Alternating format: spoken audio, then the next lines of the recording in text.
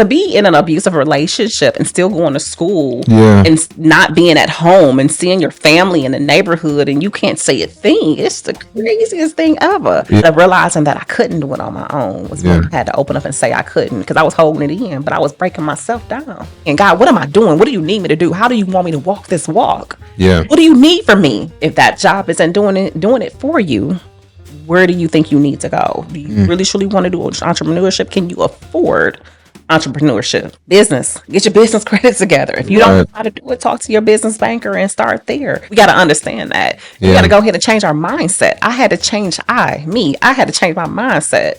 Yeah. Not why me, why not me? I am literally the first and only Black executive assistant for the global creative design team for Cadillac in the whole world. It's your life. And when you have children and you start having your own life and things start happening and life really truly comes fast at you, you got to figure out, do you fight or flight? All right.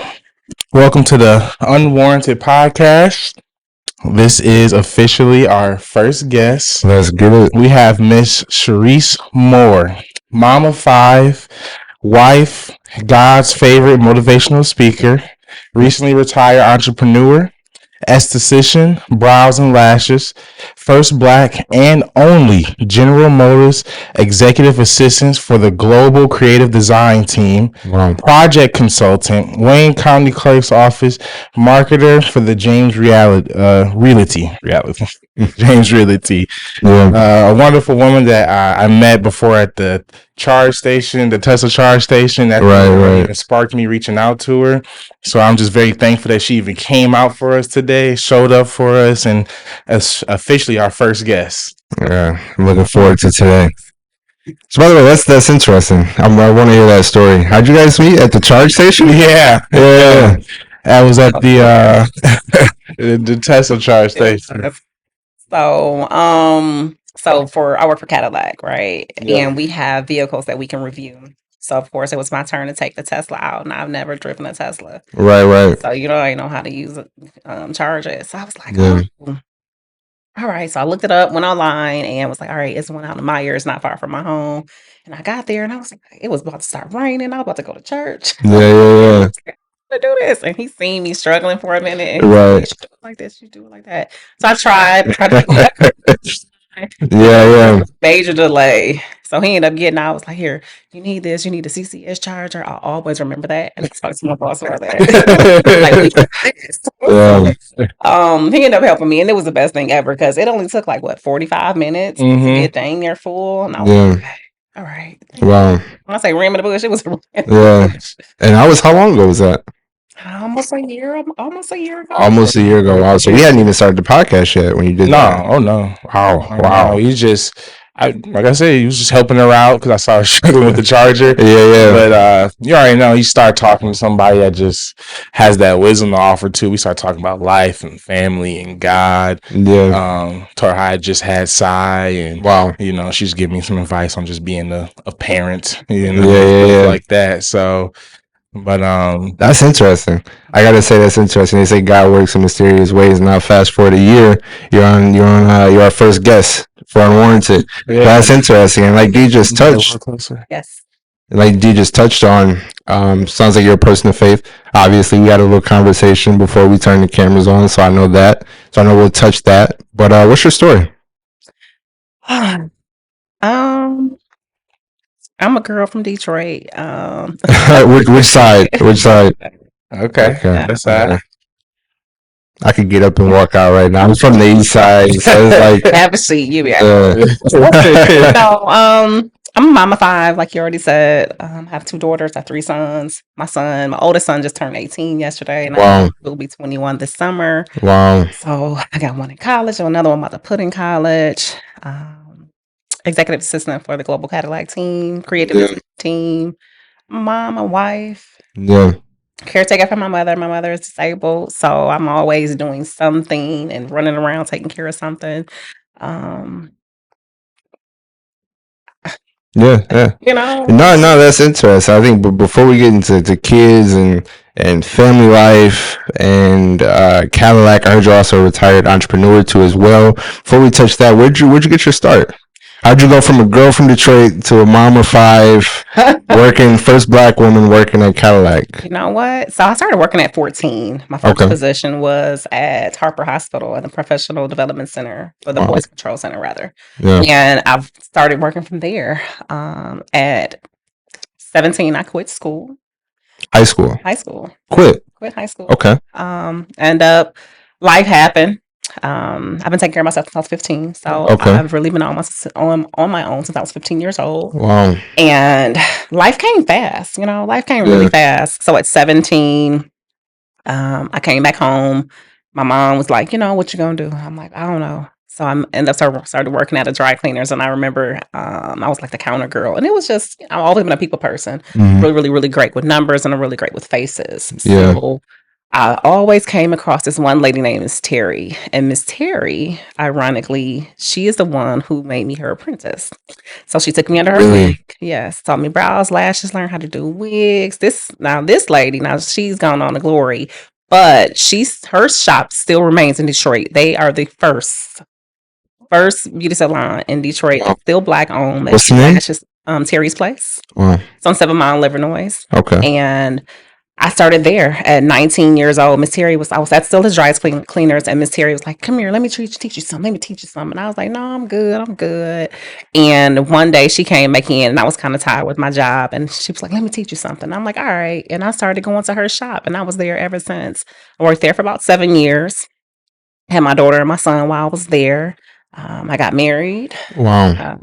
Ended up separating and divorcing then.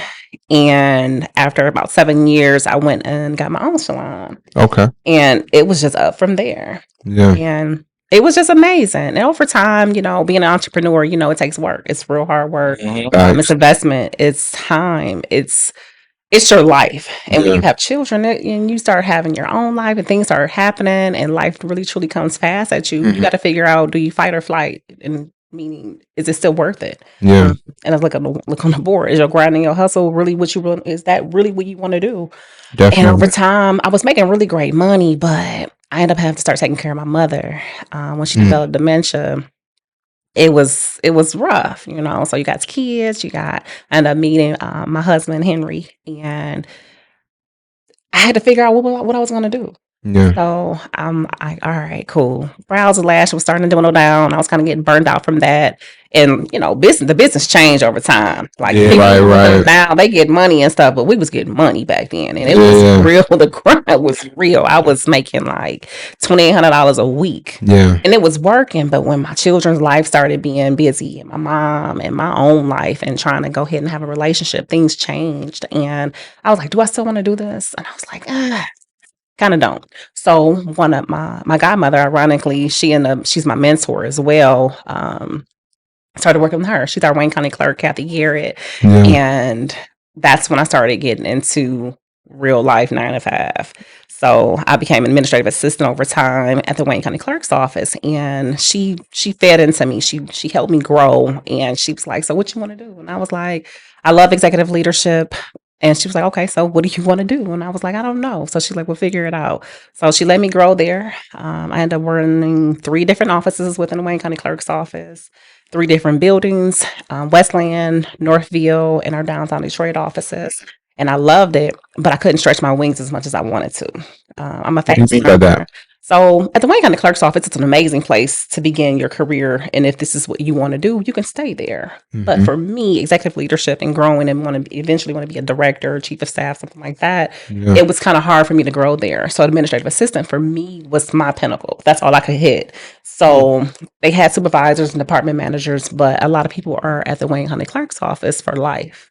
Because it's a really great position if this is a position that you want. Really? And there wasn't a room for me to get there. I could only stay at administrative assistant. So I was like, yeah, this not going to work. Right.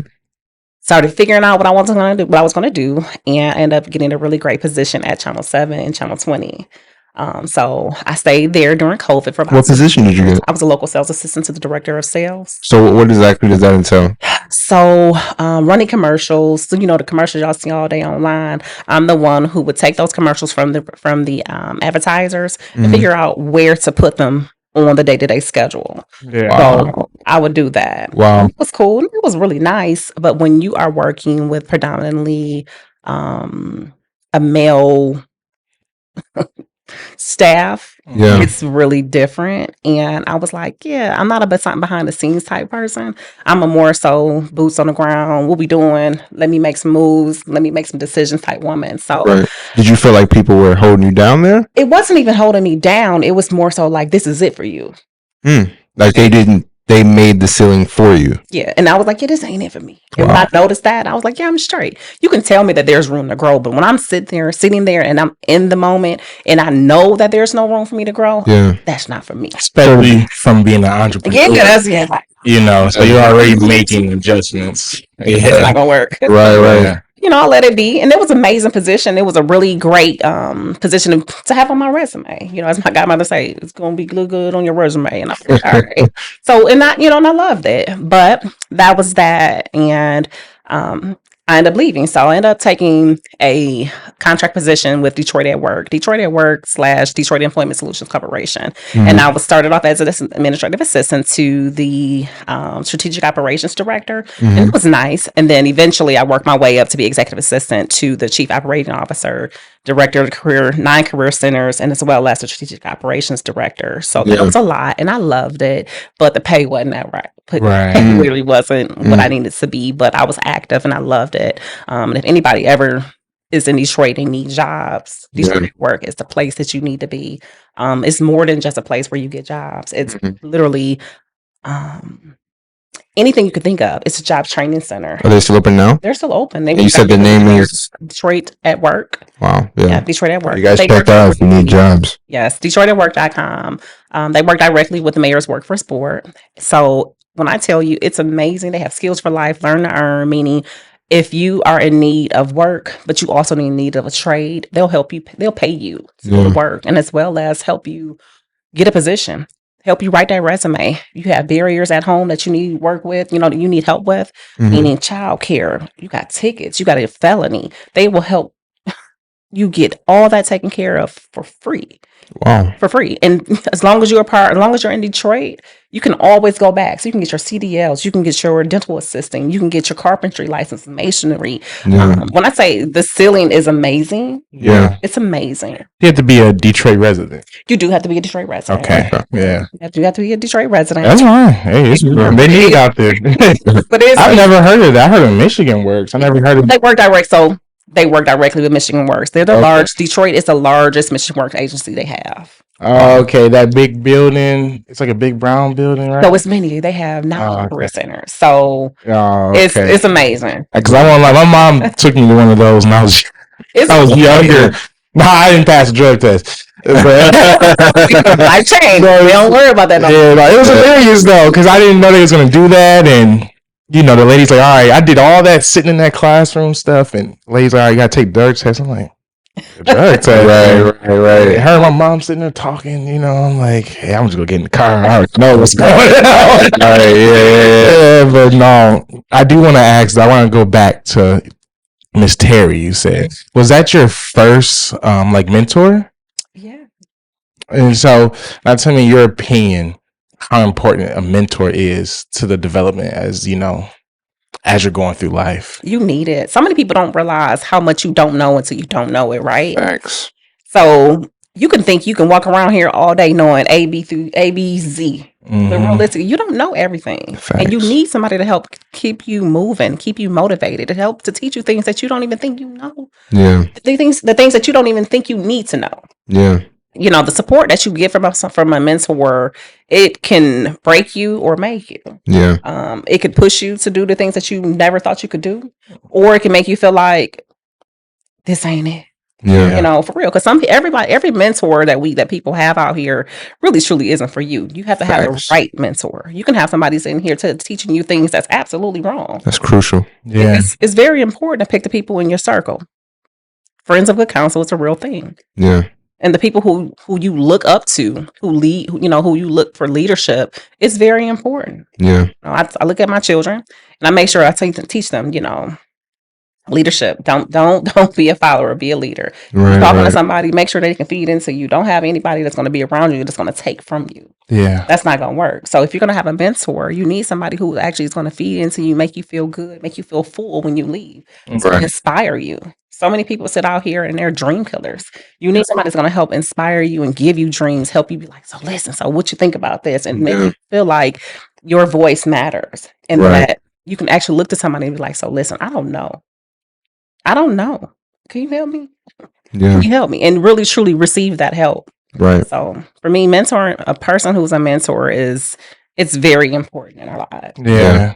But it takes someone, the mentee, to drop their ego in order for that relationship to really work. So I gotta ask you, being 17 at the time, you said when she came into your life, what most 17-year-olds are focused on? 19, but 19 at that time. Most 19-year-olds focused on partying, the next event, the next high, the next whatever. What in you said this is someone I can trust, this is someone I'm gonna follow? Mind you, I've been taking care of myself since I was 15. So I've always wanted and needed somebody to lean on. I always had myself, of course, God rocking it out for me, but I always know I needed somebody to help me. I always knew that. And I was never a person that was like, I don't need nobody. I needed somebody. And when she kept coming in, I was like, all right, let me see. And when I went and when she took me under her wing, it was just different. It was magnificent. It was somebody who looked at me not just as another person, another little girl who's just out here having sex and just out here in these streets. She wasn't about that. Wow. She taught me about the Lord because she was an evangelist as well. So having that person around me that loved the Lord more than anything, I needed that. Yeah. You're 15, 16, 17, 18, 19 years old. You're yearning for something. Yeah. We're all yearning for something. And Yeah. when you yearning for something, anything gonna feel good. Yeah. Anything. And then if that anything is drugs, that's what it is. Yeah. If it's sex, that's what it is. But if you got somebody who's leading you like, listen, let me take your hand. Let me lead you to the Lord. Let me lead you to where you can get some real money and some real faith and some real structure about your life. Let me help you. Yeah. That's the best thing that you can receive. But I'm sure, I mean, again, even with that being said, I'm sure you had influences in your life, people you knew, friends who were kind of around you at that time. Did they take to it when they saw you start to move forward and start to kind of go under this person's wing? Did they take to it? Did you have to deal with any remarks, any side comments? It was different. Leaving home at 15, I really removed myself from a lot of friends that I was around. Yeah. And then my ex-husband, he was more so, he wasn't too much older. He was like 2 or 3 years older than me. But he was like a dude who just sat back, smoked weed all day. He wasn't doing nothing with his life. Yeah. And I gravitated to just being around him. Wow. Because I didn't have anything like that. That's that yearning you're talking about. That's that yearning. So you yearn to be with somebody who paying attention to you. Right. Yearning to be around somebody who's paying attention to you and doing something for you that you can't do for yourself. Yeah. So I didn't have a lot of friends at the time. I still, you're 17 and 19. So Right. I still had friends, but I left home and I quit school. So for me, those friends that they were my high school friends. I don't know them anymore. I didn't talk to them like that. And those who I did still associate with, I didn't really like let them into my life like that. Yeah. Because, that's separate. That's my friends, this my boyfriend, this my husband, I'm trying to figure out what I'm gonna do, how to figure out how to eat tomorrow.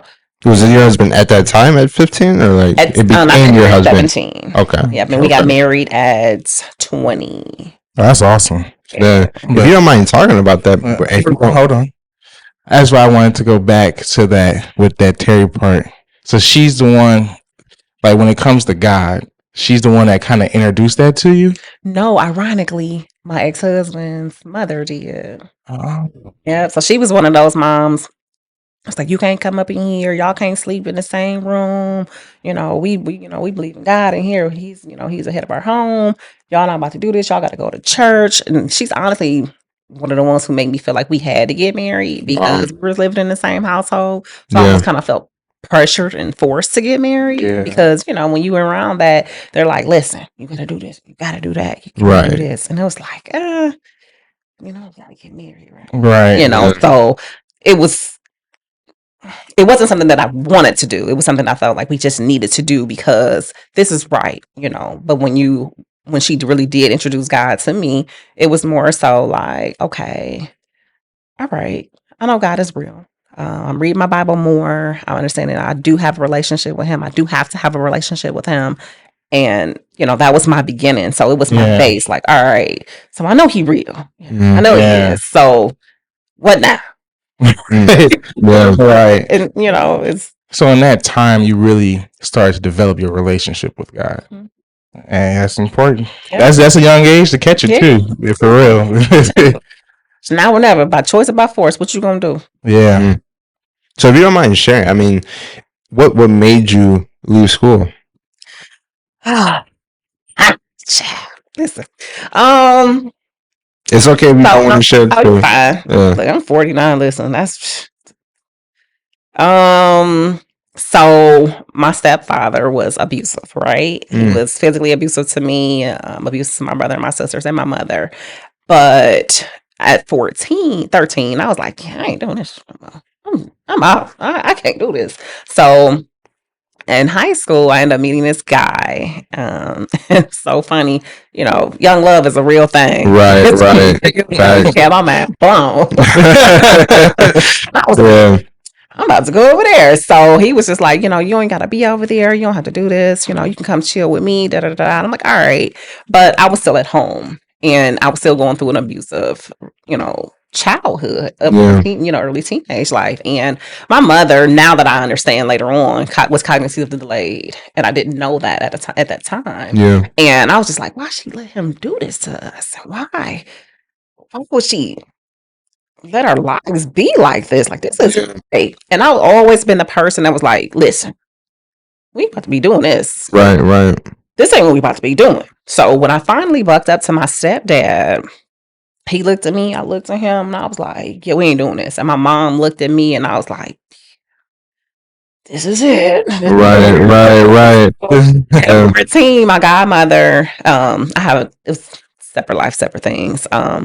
My mentor, Miss Kathy, I made her my self-appointed godmother. But my original godmother that my mom gave me, I went to her and was like, yeah, this is not gonna work. She's like, well, you should come over here. I'm like, all right, cool. So at 15, I left and wow, I was pregnant. Yeah. And I was gone. And my mom was just like, so what you gonna do? What you gonna do? And I'm like, all right, I don't know. And I'm having an abortion, stayed with my godmother for a while. And how did you feel during that time? It had to be like mentally, you had to be stressed out, overly. I was lost, confused. Shoot. My godmother was still young. Yeah. She wanted me to be like an in-home babysitter type thing. And I was like, I'm having sex. I'm not about to stay here. Right. Yeah. That's the shit. It's life. So I was like, oh, I'm about to do this. And at 17, I had met this older guy. And as an adult now, I'm like, he was a freaking predator. As you get older and you realize in hindsight, the people around you, like, you be like, oh, that wasn't right. Right. But he was a predator. And at the time I didn't know, but I ended up staying with him and he was abusive. And it was the craziest thing for like to be in an abusive relationship and still going to school and not being at home and seeing your family in the neighborhood and you can't say a thing. It's the craziest thing ever. Yeah. And I was like, I just can't do it. I got up to my senior year in high school. It's in February. And I was like, I can't do this. Yeah. But God is so amazing. Right. Man, listen. So you went from an abusive stepfather to an abusive boyfriend? Mm-hmm. Wow. How'd that make you feel? And you said something important there. You said a line. You said, I couldn't tell anybody. I couldn't tell anybody. Why was that? Shoot, it's embarrassing. It's shameful. Really? And then you don't have anybody to tell because when you are ostracized from everybody, because when I was with the abusive boyfriend, you didn't know which way to go. You couldn't tell friends at school. You didn't, you had to live a different life. You couldn't tell them, I don't stay at home anymore. They didn't know. I think only maybe like 2 of my friends knew that I had ran away from home. And I had a counselor that knew. And it was just like, they was just like, well, all right, you at school today. Okay. Right. The truancy teacher the truancy people ain't gonna come and get you. No. My mama wasn't saying nothing. She was like, well, she out. She came pick the stuff up. Wow. Wow. And Yeah. it was just life. So I had to quit. It was just too much. It was just too much. What is some advice that you would give to another woman going through that, who feels like I can't tell anybody, I can't get out of this? What Or would you tell that person? anyone. Because, yeah. Find someone. Find an adult. Somebody who you really trust. Like somebody who you wouldn't even think to tell. Like Wow. if you're in school and somebody's whipping on your butt and being it verbally, because it's not just physically, because mine wasn't always physical. It was emotional. It was mental abuse. And it was just weird. You find somebody, you talk to your friends, you tell your friends, and this, I know it's embarrassing, I know it's shameful, and I know it's not something that you would think that somebody wants to hear, Right. but you need to tell somebody. Yeah. And most women going through that, anybody going through that feels like they can't, and mentally they usually just succumb to that person, their environment, all those things mentally. How did you keep yourself up to keep going through it? I was a different person. I knew, even though he was abusive to me, even when my stepdad was abusive to me, I knew this was not right.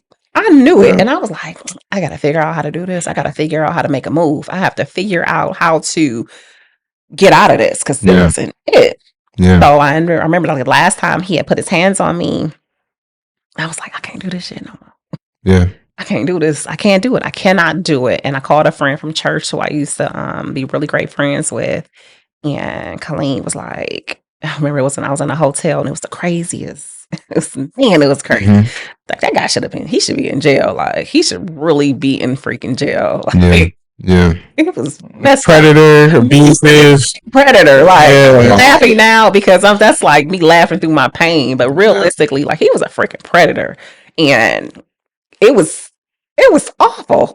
Just sitting there thinking about it. Yeah. I'm not traumatized by it anymore, but just us just talking about it. I'm just like It reliving. was a lot of that back then, though. And when I tell you it was real, It was a lot of that back then. Honestly. like, these dudes out here are really, and we think about how the girls, I know we're gonna get back on track, but you think about the girls out here, like talking to these older guys, and these babies that's coming up missing. Like, these niggas out here is awful. Bugging. I say awful, absolutely awful. But neither here nor there. But I remember calling the homegirl, and she couldn't. I told her to come and get me, and she wasn't driving. She had another friend from church, try to come and pick me up. Mhm. And I remember the guy came back to the hotel, and I had to hurry up and call her, like, don't come. And we ended up going back to his house, and I went to school. And about a few days later, my mom called the school and was like, you need to come home. Mind you, I took everything out of my mom's house at 15. Right. And I'm 17 now. She was like, you need to come home. I talked to Colleen, talked to her mom. You need to come home. I'm like, all right. I called the bus home to my mama. I got some money from my, like a friend or a counselor. I can't remember who gave me some money. I don't know. I just know I had some money. It was like 75 cents because, the buses back there was cheap. Like 75 cents. And I got on the bus and I went home, and I didn't have anything. But I felt so great. You had peace.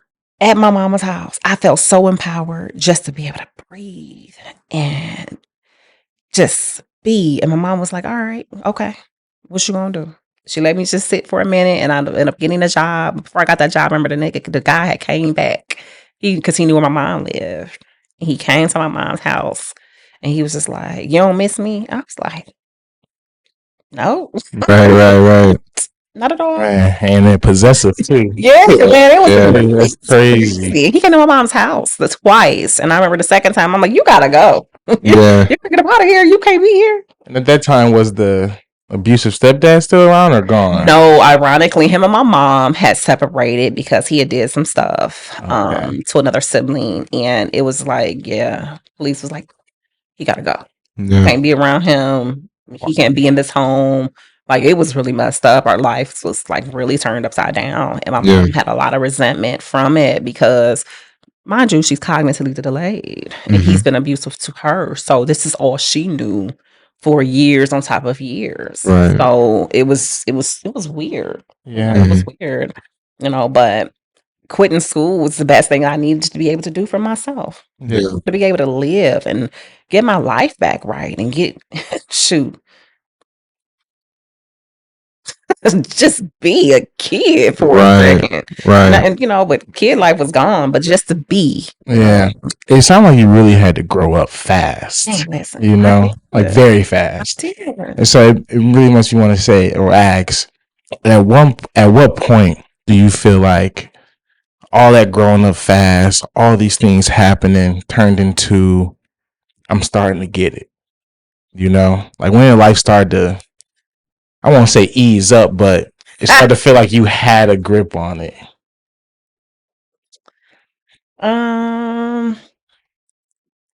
You know what? When I made a decision to leave my first husband, I was like, yeah, this ain't gonna work. I was 23, about to turn 24, and he had infidelity, and I was like, I ain't doing this. I'm getting money. I got these kids. Right. I'm straight. I didn't know how to drive because he was like, yeah, if some people will try to really truly keep their thumb on you. Mhm. And once you learn how to be your own person and gain your independence, and when you start doing that and gaining your own independence and gaining your own voice and being your own person, truly your own person, not having to listen to anybody else, you start growing. Yeah. And that other person starts shrinking. And when you start outgrowing them, things change. So that's when I started feeling like, okay, all right. Now, it was still crazy, but I was like, okay, this is it. One of my good friends, well, not even good friend, was a girl who I met doing brows and lashes. Her and her daughter, they were like, I don't know, gypsies, like home to home type stuff. It was crazy. My life was kind of crazy. Crazy. But I took them into my home with my 2 kids because they were technically like homeless or whatever. And I've always been a really great person. So I brought them in. And the biggest thing that came out of that was learning how to drive. And my ex-husband looked at me like I was crazy. Took me 3 weeks to learn how to drive. The 4th week I had a rental, and the 5th week I had a brand new car. Yeah. I tell you, Living the life. I'm telling you, Quick hair. He like, what's going on? man, listen, to me, he seen me in that car because he was in my rental. My new car goes on. Our best girlfriends, and I love her to life. Her name G. She bought me my first car, and it was 2007. I had a 2007 Impala, and it was the best thing ever. And when he seen me, he was shook, and everything from there changed. I would say you had the 07 Impala in 07? Of course he Right. 23 years old. A lot. Yeah, he looking like I ain't G. Shoot. Yeah. But that's when my life for real for me started looking up, and I started feeling better about myself and saying, okay, all right, okay, I can do this. I got this. Started learning how to manage my money better, and figuring out how to deal with my kids. Was your credit good during that time? So it wasn't good, but it wasn't bad because paying for cash for everything is not good. Right. I always had paid for everything with cash. So I didn't have any credit cards, but bills was paid. But money don't look like nothing when you ain't got no credit, you ain't got no trade. Right. So that's totally different. So you got to go ahead and figure out what to do. Yeah. Okay, so even though I had the car, she bought me my car, but it wasn't in my name. Yeah. So I had to, I'm paying money for that. That's still nothing for me. Right. So I had to figure out what I was going to do. So I had to start doing little by little. And then what is that little by little? To get you a secure credit card. Okay. You put $200 down. Yeah. Get it. Make sure you pay your credit cards on time. Put that mug on auto pay. Yeah. And in 6 months, they'll boost your stuff up to $500. Yeah. I did that. Yeah. I did that. And then eventually, over time, I got me a Discover card. Okay. You put down your own money on that. And over time, you pay it on time. That mug boosts up. Yeah. And, end up the car was only had the car for like 2 years. And then I was able to go ahead. And by then, I was working at the Wayne County Clerk's office. Okay. I had real money to go ahead and say, okay, so I have a job versus just brows and lashes. Because entrepreneurship is different when you're not doing it the way you're supposed to do it. Yeah. done, your DUNS number, your LLC, and your EIN number, all that type of stuff is a real thing. And I know how to do that type of stuff too. So people how to do that. Yeah, but it's a real process with being an entrepreneur and having a real business. You have to do things correctly. Getting your business credit together, getting your business accounts. That stuff is a real thing. So that was a process I was doing on my own on the other end in my shop and stuff, but I still wasn't doing everything right.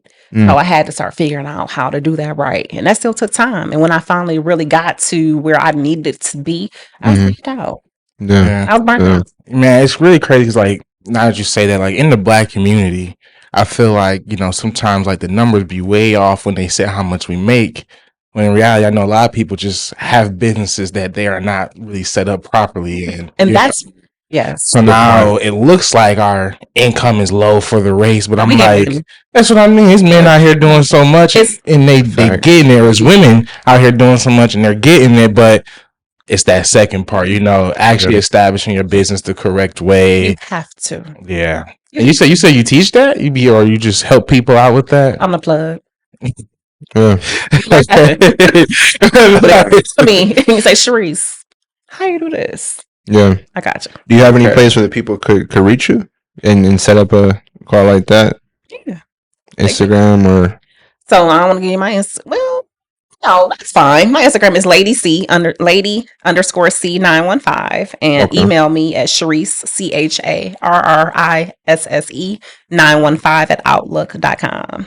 You have any questions? We'll make sure that's in the description. Get your life right. Yeah. Seriously. When I say I'm the plug, people laugh I laugh about it because I didn't realize I was until I look back at my life and the things that I've grown through and grew through to be able to get to this point. I love helping people. I love making sure that if I don't know it and you ask me a question, I'm gonna research and I'm gonna figure it out. Yeah. Because everybody needs some help at some point in time. Yeah. I didn't get here just by choice or by design. This wasn't nothing but God's grace and His mercy in my life to be able to get me here. So I didn't get here by myself. So I won't let anybody else, if I can help it, get to places on their own. Right.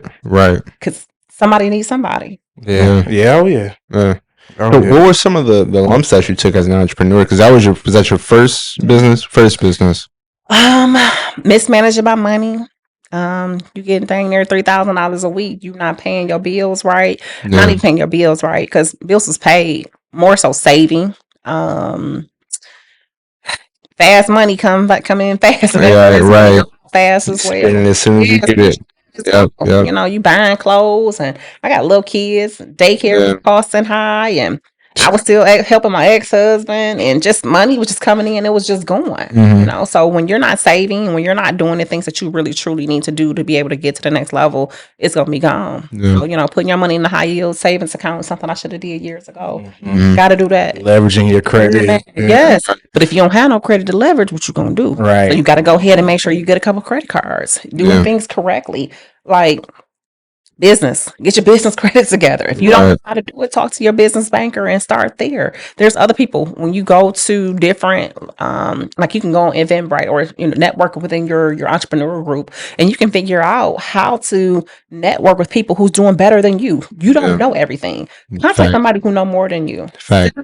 Have a conversation with somebody on Eventbrite. There are so many different business meetups that you can go to and learn things. Right. There are people who within your own circle, if you open your mouth and have a conversation with them and say, how did you do that? Yeah. If you got a good circle, that good circle can help you put you to your next spot. But you got to be open and honest with yourself to say, I don't know everything. Drop your ego. Need some help. Yes. Dropping your ego is a big thing. And so many people in our community sit back and they don't even think they have one. But you don't know anything. You don't know everything. You know some things, but you don't know everything. Yeah. There's always going to be someone that knows more than you. And it's okay. Gravitate to them. Man, if you don't think you got an ego, it's real big. I came across some people. You be like, oh, all right. Yeah. Okay, I'm going to admit I don't know everything. Right. But I want to learn. And I'm okay with that. So if somebody right now was to come to you and say, look, my life is in shambles, you know what I'm saying? Has a similar story to you, and look, I want to start my own business. I want to just get my life right. Just give me 3 steps, 3 go-tos I can do right now that are kind of beginning that process for me. What would you tell that person? I don't have 3 steps. It's more so it's a real conversation with a real person with real sit down conversation. It's not, there's no quick step. There's a conversation of where are you? Where are you now? Like, and being honest, like where are you at right now? What type of job do you have? Yeah. Okay, so do you have children? What type of money do you think you need to have to get to where you're going to? Okay, so that's the job part, right? So that's one portion that we can talk about because that's money. So if that job isn't doing it for you, where do you think you need to go? Do you really truly want to do entrepreneurship? Can you afford entrepreneurship? Because being an entrepreneur costs money. Right. You take money to make money. But if you ain't got no money coming in to go out, you need a regular job. So that means that in the meantime, in between time, you need your regular job that's going to pay you some more money in order to be able to go ahead and leverage yourself in the evening or on the weekends to do your entrepreneurship. Yeah. So figure out that part, right? Then life-wise, where is your heart really at? Because if you are messed up on the inside, nothing else around you is going to go right. That is huge. Nothing. That is huge. Nothing. How is your spirit? Man, listen, depression is a real thing. Anxiety, high functioning anxiety is a real thing. Absolutely. There's so many people out here who are just floating. Yeah. That need help. If you need help emotionally because there's things that's going on in your life, figure out how to get right, right? So not just right with yourself, but get right with God. You know, get right with your friend circle. Get right with your people around you. If you have a friendship around, if you have your friends around you who aren't doing good, who are detrimental to your lifestyle, who are negative, who are pessimistic, that you can't lean on, friends who are not of good counsel, cut them. Listen, get rid of them. Yeah. And it's okay. And if you're young and you're trying to figure that out, it's okay to say they ain't my friend. Yeah. They're not for me. I just want to say, were you battling those kind of things at that time, like depression or anxiety? And now, there's a lot of people that deal with that, a lot, especially within our communities too. But what were some things that really got you to get over those humps? Man, admitting that I was not okay. Yeah. We put up a front every day. When you have 5 children, a life, a mother who has dementia, and you in your 30s, your late 20s, your early 30s, and you're trying to figure it out, that stuff is heavy. Yeah. It's heavy. Yeah. It's okay to talk to a therapist. But the thing is don't lie to them. That's crucial. That's crucial in our community. You know how we know what that stereotype is in our community of like talking to a therapist, how people kind of look down on it. Yes. Yeah. So many people hate to admit that they're not okay. Yeah. Or hate to admit that they need help. Yeah. And it's okay. It's okay to say I'm not okay. I have to admit that for myself. I went through depression at 16. My life was messed up. Yeah. But at 16, I tried to take my own life. And that's when I knew God was real. I knew God was real. Y'all can't tell me without a shadow of a doubt. Yeah. At 16, I took 30. I had abortion, right? At 15, I was like, all right, I was just turned 16. Yeah. And I was still dealing with the depression of, having an abortion, and life was upside down. I was trying to figure out where my life was. I took 31 Motrin 800s and woke up the next morning like, really? Right. Wow. Really? You wasn't expecting that wake up. Man, listen, woke up like, oh, okay. I wasn't sick. I didn't have a headache. I got up and took my tail to school. You can't tell me that God ain't real. You cannot tell me without a shadow of a doubt. I've experienced him. He done came and had a conversation with me. Yeah. He done stepped in the room when wasn't nobody in there and told me something that somebody could. Man, listen. Yeah. Listen. When I tell you he is real, and that's what saved me. That's what helped me through my depression. Getting right with God and making sure that he was truly the head of my life changed my life. And that wasn't my only time dealing with depression. I dealt with it during COVID. COVID almost took me out. It took me out. And then my own life almost took me out as well. When I say depression is real, but you got to admit that you got something going on. Yeah. You got to admit and be open and honest with yourself, and then start talking to your friends and be like, listen, I'm not all right. Yeah. I'm not okay. Because our friends, we sit here and talk each and every day. How you doing today? I'm good. Oh, okay, really? You talking them through your struggle, through their struggles. Yeah. Like your life is just in shambles. Right. Held together with kid glue. Yeah. How you strong for somebody else, but you can't be strong for yourself? Right. Make that make sense? Yeah. Makes sense. It doesn't. Facts. Open and honest with yourself. And when you become open and honest with yourself, that changes everything. Yeah. But you got to talk to God. You got to invite him in. I can't do this. Yeah. It's not for me. You know what? Yeah. Here you go. Yeah. Right. He gonna tell you Mm-hmm. your burden is heavy, but mine is not. Give it to me. But you can't give it to him and keep taking it back. Right. And you notice that's what a lot of people do. They kind of, yeah. I still do. And the humbling moment is when he be like, I told you. Right. I told you. You Right. did it. And I am. Yeah. And you know how often people kind of even when their story is riddled with faith and riddled with God, they still have points in their life where they feel like God let them down. He never lets us down. We let us down. We hard-headed. Speak on that. We hard-headed. We are hard-headed. If y'all want to be honest, we are hard-headed. We are nothing but children. Yeah. Mm-hmm. He is our father. He is our father. And just like our parents, we let them down. But guess what? They still love us. Yeah. He still loves us no matter what we do. We have to remember that he forgives us and he keeps no record of our wrongs. But we do. So we sit there and we still sit back and be like, I did that. I messed up. He already forgave you for that. Yeah. Move on. Yeah. Move on. It's okay. Mm-hmm. You go mess up again. Yeah. Yeah. You go mess up Yeah. again. But guess what? Figure it out. Right. Figure it out. You can't continue to keep making the same mistakes. Yeah. Now, he's still going to forgive you. But there's going to come a point in time where you got to sit back and be like, okay, I got to stop doing this. Right. Because it's a choice at that point. Once you It's a constantly repeat mistakes, that's a Yeah. choice. That's not what he wants you to do. He wants you to learn a lesson. Yeah. In life, we're going to have blessings and we're going to have lessons. Yeah. Sometimes we're going to have more lessons than blessings. But everything that he has for us is all by design. Them blessings hitting, huh? Baby, listen. Yeah. When I tell you they hit, when I tell you they hit, Yeah. life ain't nothing but a lesson and a blessing. Your story is more and more amazing, but I'm like, hey, I saw you at the Model West. The blessings caught up. Right. Listen, I'm Global Cadillac. Yeah. This ain't nothing but God. Where I am in my life right now, this is nothing but God. Wow. Nothing but God. I promise you. I asked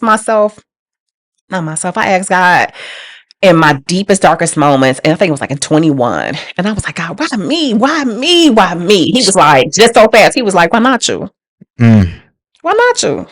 And you notice how that's kind of like a victim mindset. And people say, like, why me? Like, why is this happening to me? As if everybody that you see in the world isn't also going through problems that's probably might even be worse than you. Yeah. But guess what? The devil like to magnify those problems. The devil's got facts too, right? Right. But those facts aren't God's facts. Yeah. We have to remember that. The devil got facts and he got lies too. But he only has 3 things: steal, kill, and destroy. Steal, kill, and destroy. Now he can steal your peace, he can steal your money, he can destroy your home. Yeah. He can do so many things, but God only allows the devil had to have so much room and so much room. Right. Only allows things like this to happen to us. Yeah. We got to understand that. We Yeah. got to go ahead and change our mindset. I had to change I had to change my mindset. Yeah. Not why me, why not me? Mm-hmm. What am I learning through this? Yeah. What is he teaching me? Everything that God gives us is a lesson, is a blessing in it. What is your lesson in this? You messed up. Try it again. Yeah. You woke up today, right? Try it again. Yeah. Try it again. Figure it out. He gonna keep putting you back in that same position because you ain't getting something. You ain't getting something. You missing it. Yeah. Go back. Okay, you messed up again. Go back. Figure it out.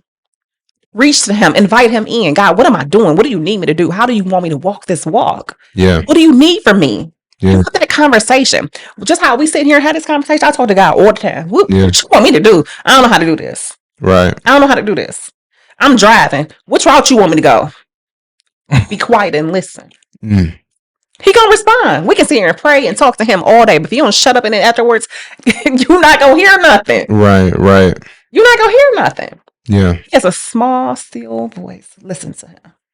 I promise you, if you talk to him, he gonna listen to you, and because you can't tell him nothing that he already don't know. Right. But if you sit back and have a moment to pray, read your Bible, and talk to him, and just sit in it, he gonna talk right back to you. Yeah. And that small, still voice gonna be so loud sometimes, just like how we sitting here talking. Yeah. Telling you, everything I've gone through in my life, It's all by design. Yeah. I say all by design. Me getting this position, I talked to them in that interview and I was like, this will change the trajectory of my life. Mm. Y'all have no idea the things that I see and the people I've met. It's Yeah. Yeah. it's mind-blowing. Yeah. From a girl who quit high school. Right. Right. High school at 17. Yeah. I tried to go back and get my GED. Mm-hmm. What Say, happened? all right. So I tried to go back and get my GED. And I went to Ferndale Adult Ed. And I went there, signed up. I'm like, all right, I gotta figure this out. I'm like, all right, I'm about to start at the clerk's office. I need to get my transcripts. I need to get my life together. So Yeah. I've been there. I'm like, all right, I went to school for 3 weeks and I finally sat down with a counselor. And the counselor was like, you know what? You've been here for a couple weeks. Go get your transcripts. Just make sure you don't have to take all these classes that we have lined up for you. Right. Right. God has on my life. Now, mind y'all, I quit in February of Senior year. 2001. Right. Went there, left school, went downtown to my old high school. I went to Murray Wright. I went to Murray Wright, which is now, I don't know what the school name is, but it was Frederick Douglass at the time.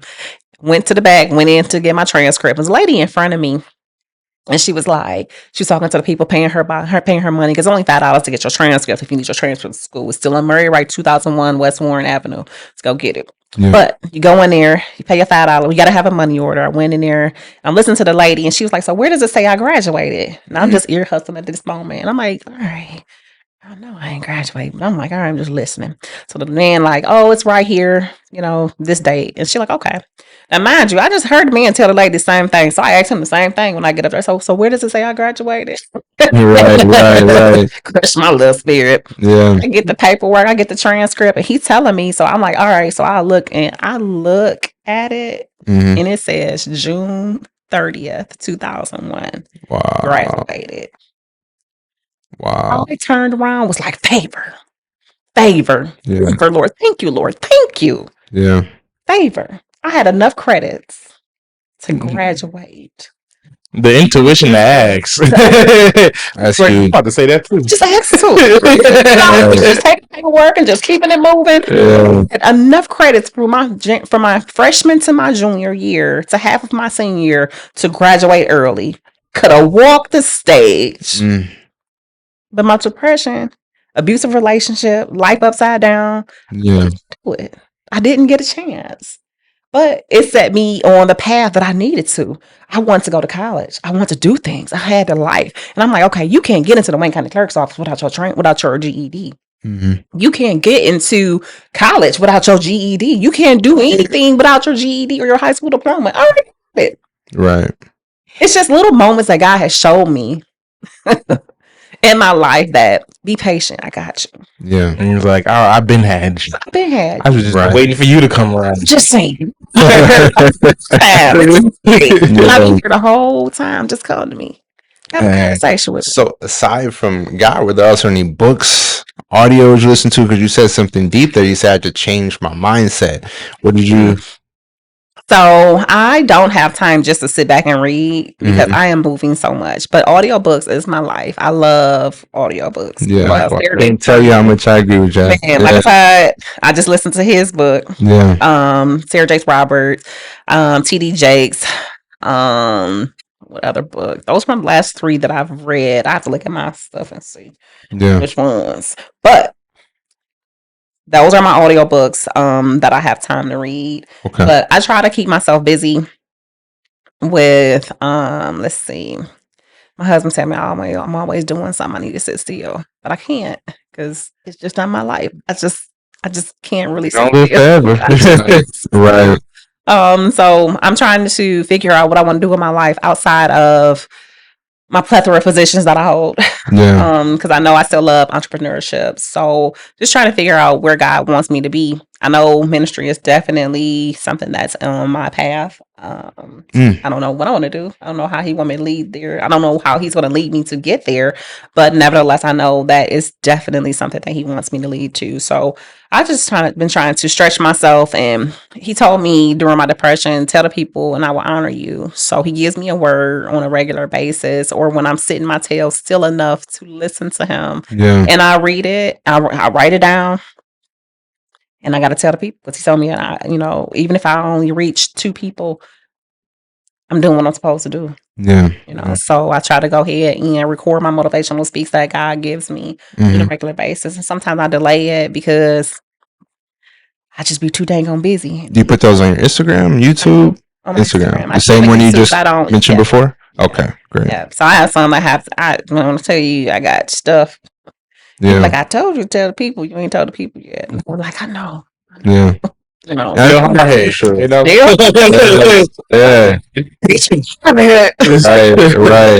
I was gonna say that's so crucial. I know you said you didn't want to sum it up into 3 things, but I'll take what I got from that. I'll take what I got from that. I got awareness in terms of getting your life right. Yes. Money in terms of getting your money right, and then faith in terms of getting your spirit right. Those are the 3 steps I heard, and I think that's so important because we spoke on awareness before in one of the previous episodes, but so many people don't understand that some of the best things they can do is just be honest with themselves, not look in the mirror and lie.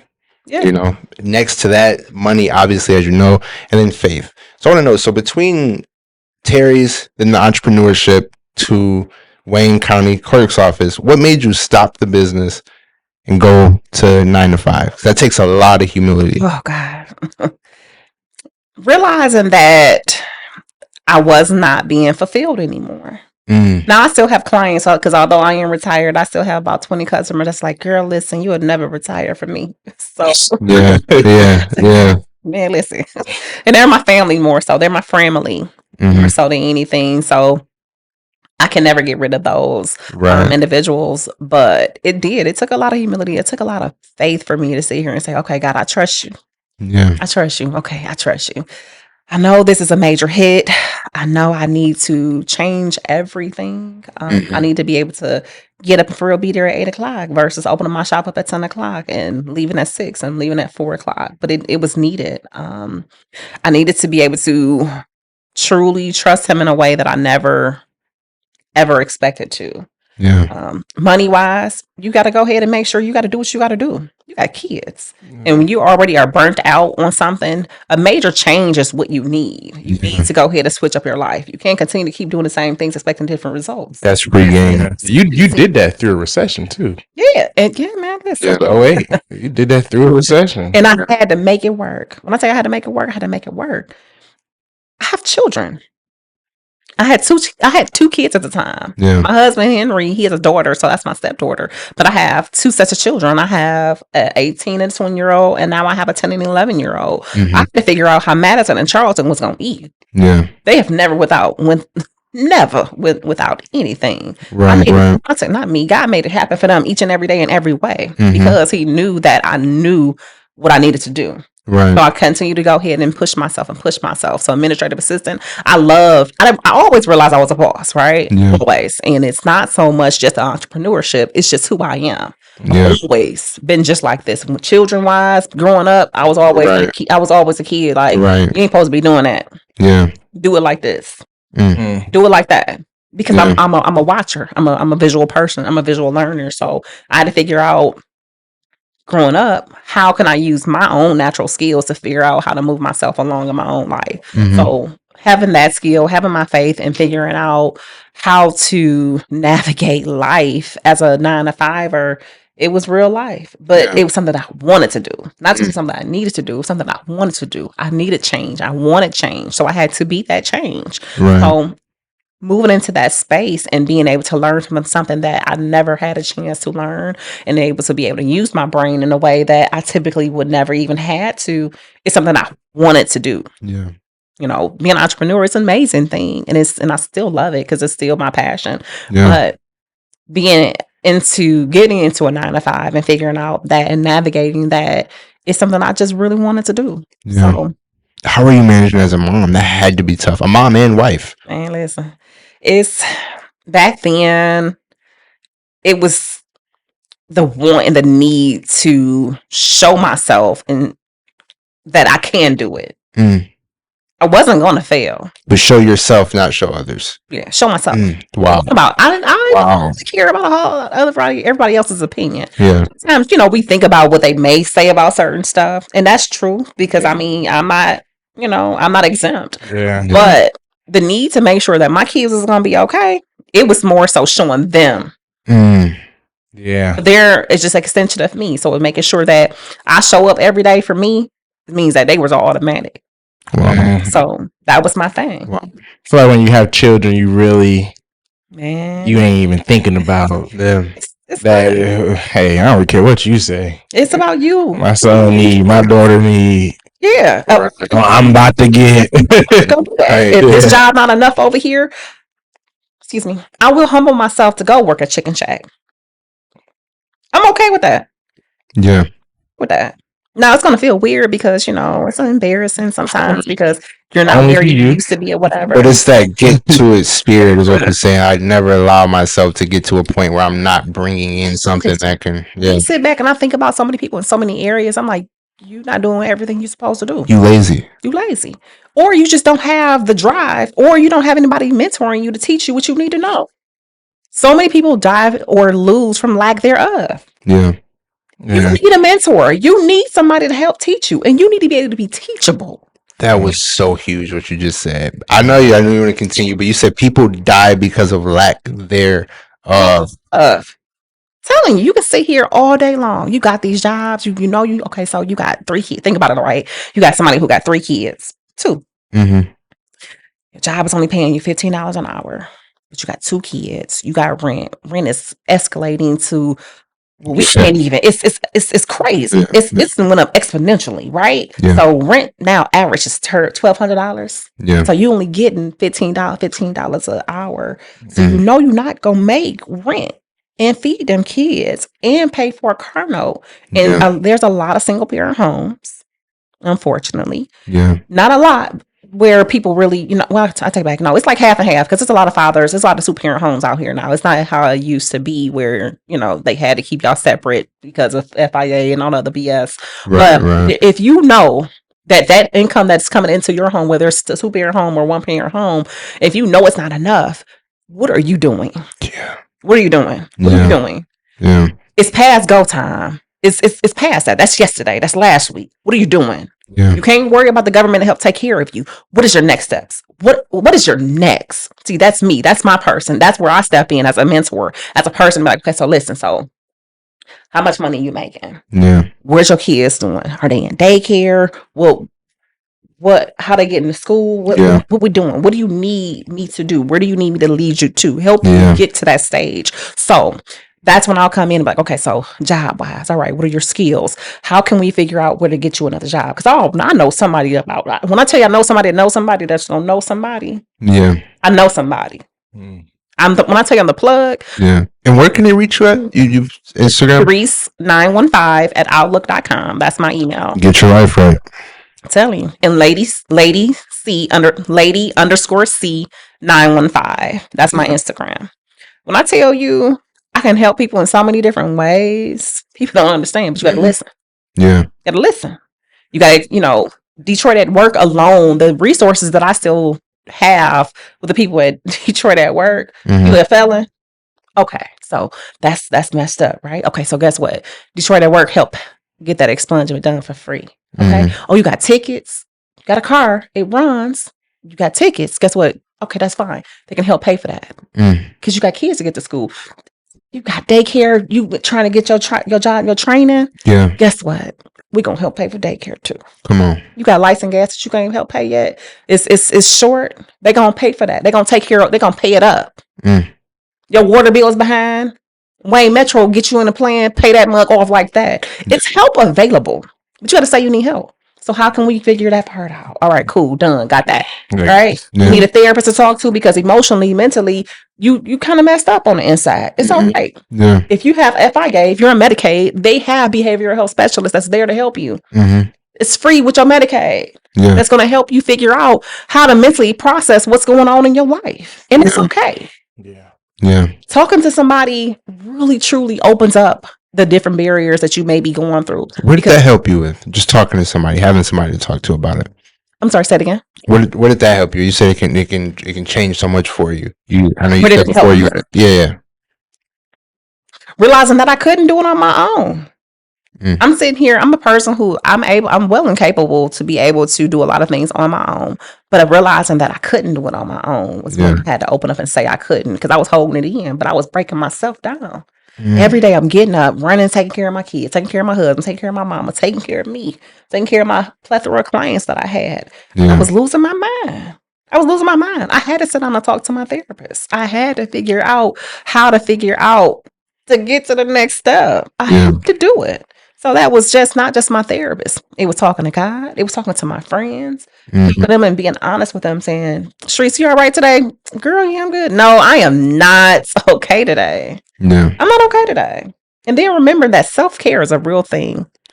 Listen, self-care is not just for me as a woman. It's for you too. Y'all matter. I had to talk to my husband about that, because he would sit back and be like, "Nobody care about me. Nobody care about me." I'm like, I care about you. But if you're not caring about you, how can I care about you? How can me caring about you even matter? Yeah. Man, y'all matter. Y'all matter. Y'all are loved to be loved. And y'all should be known that you are appreciated. But you got to make sure that you are your happiness. She can't be your happiness. Yeah. She cannot. That's game. A lot of guys do that. Yeah, because y'all are taught to be, "Oh, I'm this guy. Oh, I can't do this. I'm supposed to do that." No, you're not. Yeah. You are your own person, right? I can't make you happy. You have to be the person to make you happy. 5 love languages is a real thing. I was just talking about this in my art site at work the other day. Have you read the book? Yeah, so it's more books, right? So we have at the workplace, Yeah. the teenagers, and for ourselves, and relationships, and for ourselves.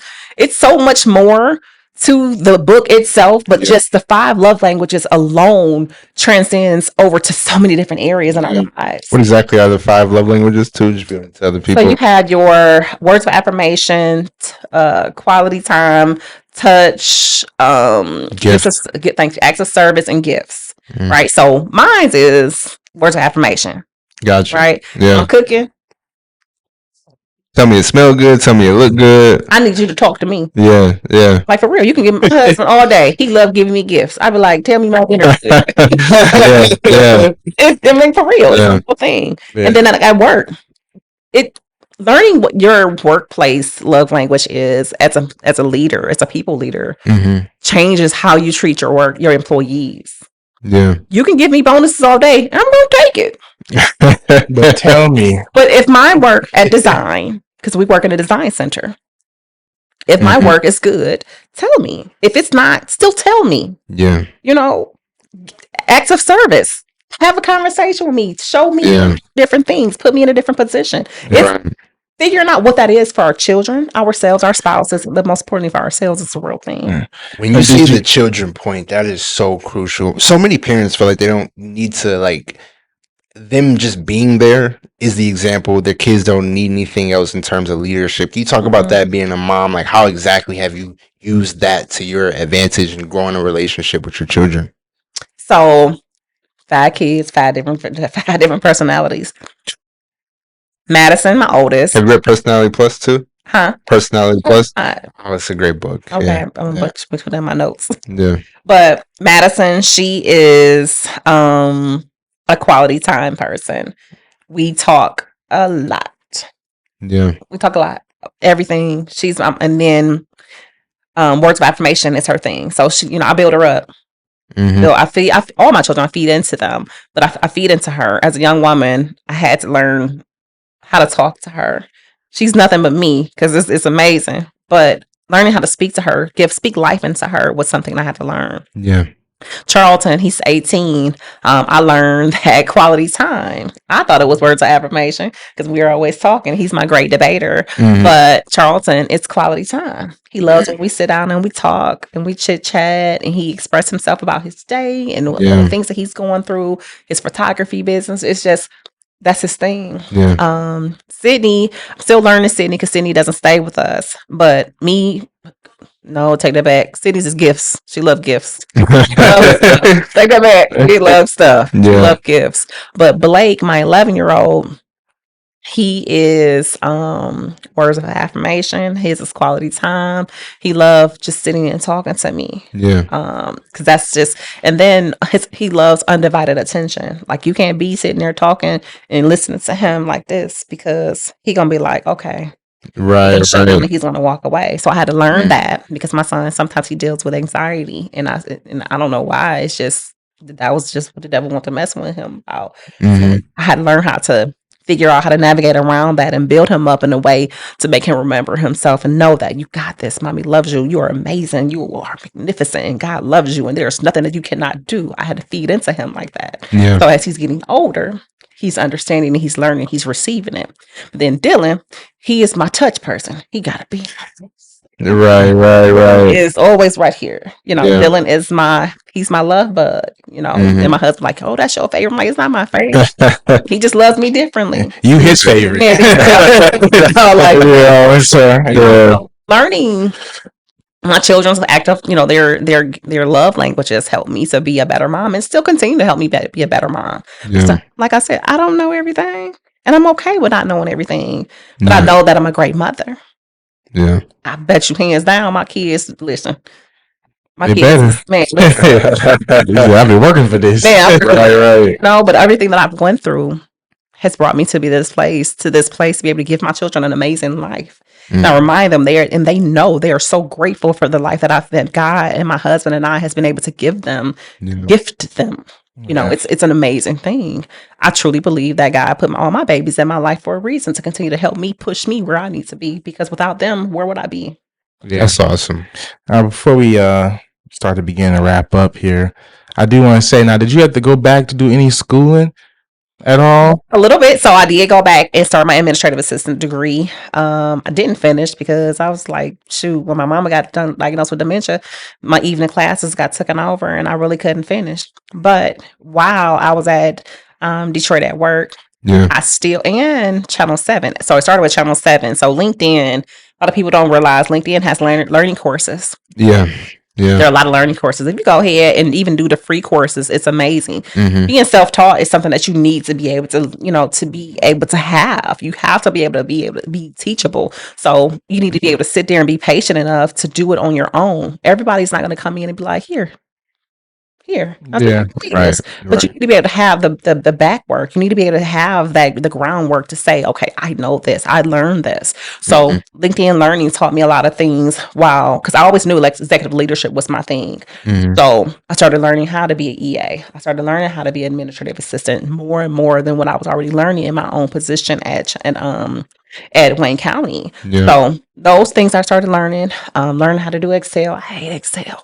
But I started learning how to do Excel, working with Word. For real, it was different. Yeah. It's just a different process. So that, and then when I started working at Detroit at Work offered us a lot of classes. So I ended up getting my administrative assistant certification. yeah. So that worked out perfectly because I needed that to be able to get to Cadillac. Yeah. Now I was gonna say, how'd you get into Cadillac? That's one. So listen, right now at Detroit at Work, I was like, all right, okay, this money, this 55K, it was all right, but this ain't it. This I know it's more, and I could have had more going somewhere else, but I was like, well, let me just get this learning experience. Sometimes you got to go ahead and take that moment to get the experience. It could be about money, but sometimes you need the experience. Yeah. So it was a contract Freaking- position, like for real. Just take a minute to be a mentee. It's all right. Yeah. To be an Actually, apprentice. so true. You- so true. Gotta learn some things. You can't just jump in and be like, all right, I got this. So I went there. And I'm like, all right. So I gained my administrative assistant degree certification. I'm like, all right, cool. And then somebody from Mission and Chronicle had reached out to me. Mhm. And they were like, hey, do you want to be, executive assistant to Hiram? And Hiram at the time was the president and CEO of Michigan Chronicle. So I'm Mhm. like, all right, so he's the CEO now. But I'm like, all right, well, yeah. So it was like started in November. So I'm like, all right, started interviewing. It was a long, drawn out interview. And I was like, this shouldn't take this long. But I'm ready. So, all right, let me just go ahead and keep on putting in the work. So I'm like, all right, did that. And around end of December, I was like, well, let me just start looking at some other options because I'm never going to just stop just looking just because somebody else is interviewing me. Continue to go ahead and be teachable. Continue to interview just even if it's just for the experience. Mhm. To continue to do that. It's not just like you continue to look unless you God give you something greater, but continue to keep your skill up. So I'm like, all right. Interviewed. I found General Motors position, and I was like, they ain't never called me back for anything else. So I had applied for a lot of different jobs with them. Right. So in December, I applied, and I'm like, all right. December ran through, January came through, and at the end of January, they were like, hey, so they hit me back up, and I was like, oh, bet. Now, mind you, I'm still waiting on Michigan Chronicle to call me back for the position. I'm like, all right, and it was that was a whole nother story. It was just crazy. I had it, then I didn't have it. It was weird, Yeah. but I'm like, all right, so they hit me up at the end of January, and I'm like, all right, bet. So they set my interview up for the beginning of February, and I'm like, all right, cool. So I did my interview, and I interviewed with the executive director for Buick, GMC, and Hummer, and the executive director for Cadillac at the same time. And they were like, we loved your resume, and honestly, we just want to interview both at the same time to see who wanted you the most. And I was like, oh, yeah. Right. So it was an amazing interview. Excuse me, it was an amazing interview, and my executive director, of course I didn't know at the time, he was just mind blown. We laughed. It was like one of the best interviews of my life. And I almost didn't take it because I almost psyched myself out. Like, well, I got this real good job at Detroit at work. I might be getting in at Michigan Chronicle. Yeah. I ain't gonna take it. And literally, I came home from the doctor's office that day and was like, forget it. I'll just go ahead and throw my clothes on because it was at home interview. And I took the interview, and it was amazing. Absolutely amazing. And I had my final interview with Michigan Chronicle. What day? It was February 20th. And they were like, okay, so we're good. We'll have the answer because it's between you and another young lady. We'll have the answer by the end of the week. So I'm like, all right, bet. Tuesday, I get an email. It was like, hey, we need you to jump through one more hoop for the Michigan Chronicle. And it was like, it's been 3 months. Right. Like, I was like, I'm like, all right. I was got ready to jump through that hoop. And as soon as I finished reading that email, General Motors called me. It's like, hey, have you talked to Brian? And I was like, no. She was like, oh, good. So I can tell you the great news. Oh. Right. She almost passed out. She started just running down, the whole position and who I was going to support and what the position would truly entail. I was just like, girl, I'm about to pass out. She's like, okay, good. If you pass out, I'll be right here when you wake up. Yeah. And I prayed about that. She was like, you got 2 days to go ahead and accept the position. And I'm like, all right, bet. I was like, well, I still got this Michigan Chronicle thing out there. Thought about it for like 3 hours. I called them the next morning, that Wednesday morning. I was like, hey, so upon further consideration, I would like to rescind my application that I didn't apply for because they reached out to me. Yeah. Right. I was like, I'm good. Yeah. I'm good. And I've been at General Motors ever since. When I tell you I love it, I love it. I am literally the first and only Black executive assistant for the global creative design team for Cadillac in the whole world. That is amazing. I'll say the whole world. Yeah. And I didn't even realize it until I got in because there are a lot of EAs, but there's different divisions. Everybody has their own division. So I'm design team. So we literally design all of the vehicles for Cadillac. Wow. Every last one. Wow. It's What's your favorite one? I can't tell y'all. It's not even out yet. All right. What can you tell us about anything that's upcoming for Cadillac? That anything? I can't tell you nothing upcoming. Okay. It's already out though, so I don't know if anybody's seen the Celestic. Okay. I think I saw that. It's nice, but that IQ, listen, Right. that IQ, That's the EV, right? yes, Yeah. man. When I say that truck is that mug is huge. Wow. Our interior design manager, he's 6'4". He looks regular standing Yeah. next to it. Mm. I say that truck is massive, Wow. massive, and I drive a Tahoe. I can't wait till that mug come out. Right. Wait, Hey, I said, yeah, I'm gonna hold on off. I'm gonna keep my towel a couple more years. Right. Because I need that.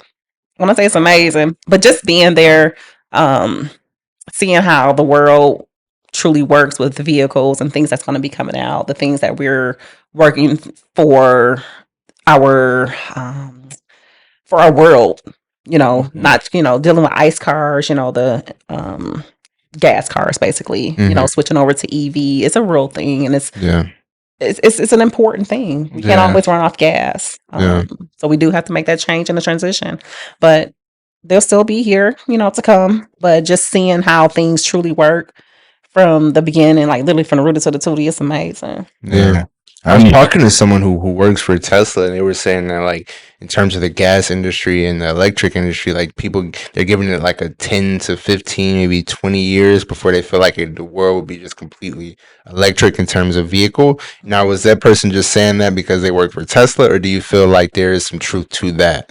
I believe some truth to it, because you got to think about it, that our life has to change with everything.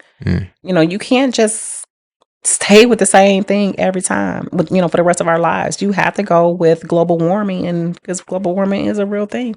And if you're not going ahead and trying to change how that affects our lives, you gotta understand that you got to go ahead and do things differently. Wow. You have to do things differently. So I don't know, I can't speak to 15 to 20 years, but if we don't start making changes now, what world will we have for our children? It's true. You have any final thoughts you just want to give the people? Figure out what your next is, but remember, it starts with you. Keep your faith first and foremost, above any and everything, because God gonna lead you wherever He wants you to go, and that's a promise. Be accountable. Be accountable for your own actions. Be accountable for the things that you want in your life and how you want things to change. It has to start with you. It has to start with you. So if you want to do great things, you got to be great, and you got to start with you. Keep good people around you. Be a great person. Stay out of negative stuff. If it does not feed you, you got to leave it where it's at.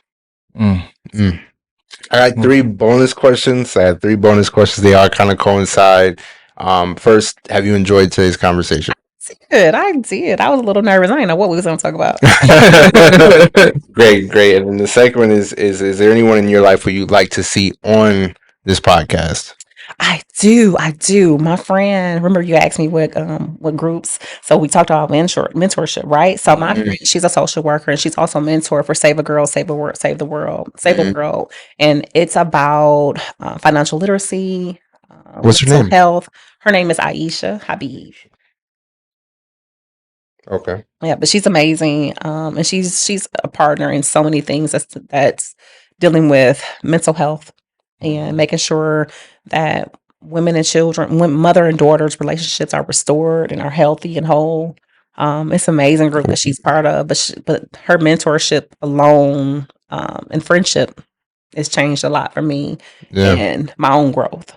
So when I say having good friends and good counsel in your life, you have to have friends and good counsel in your life. I have some that is God sent, God given, and God sent. When I tell you, having good people in your life will change your life, change your world in ways that you would never, ever, ever imagine. Wow. I will say the last question.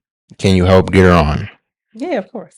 We appreciate that. Thank you. Awesome. Well, we like to end our show in prayer, so let's quickly end it. Dora, I'd like to thank you for another wonderful day. I thank you for bringing all of us here today. I just graciously thank you for all the work you continue to do in my life, the lives of the ones around me, the lives of the people in this room, the lives of the people in this building. I want to thank you for our guest today, and thank you for opening that door that we were able to bring on such a wonderful person to kick this off. And we want to pray for all of the individuals that will get to watch this episode, and pray over everyone that takes in the lessons and the wonderful story that was portrayed today. In Jesus' name we pray over this. Amen. Amen. Amen. This was great.